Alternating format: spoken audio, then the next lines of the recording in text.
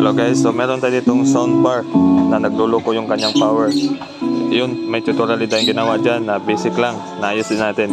Ang problema niyan is wala ding power. So bago pa, may box pa siya. So ito, dito muna tayo, tapos na tayo doon. Ito is nagluloko yung kanyang power. Paghihilain natin tong supply niya na 5 volts, mamamatay siya. Again, hindi siya ginalaw ha. Andiyan lang siya sa loob. So pag i-insert mo na yung 12 volts power supply natin, magbi-blink lang tong blue. At saka itong screen niya sa harap, yung 7 segment niya.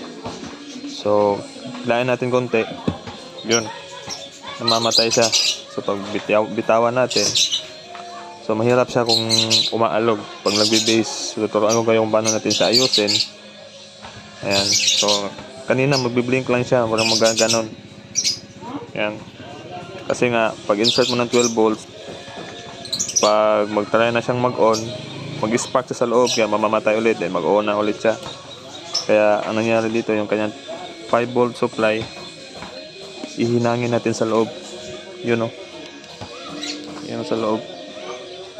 Direct natin para maayos natin siya. So, pause ko lang muna, tatanggalin natin tong screw na to para ma-direct natin siya. Kahit anong hila, hindi na siya mamamatay. Ito is soundbar na ang brand nito, Xenon SB540. Okay, tanggalin muna natin to. Ayan, so by the way guys, instead na ida-direct ko siya, hindi na lang pala. Kasi umangat lang tong plastic na to, gawa ng pagkahila. So yan o, pag gagalawin natin yan siya, mamamatay siya. So, ididiin lang natin to, yung umangat na yan. Idiin lang natin.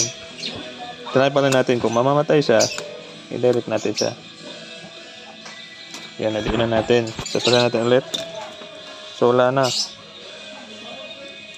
Wala na. So, ito lang, diniin lang natin siya. Kasi yung pin niya is may limit lang. Kung umangat siya, malayo na siya sa male pin niya. Yan. So, okay na siya. Ganun lang. So, pwede na natin siyang ibalik. Pero linisan ko lang muna ito kasi may alikabok. So, ganun lang natin siya i-repair.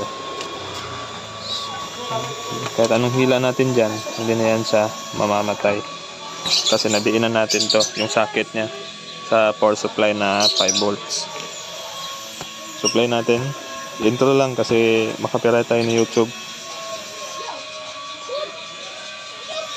Full volume. Yan.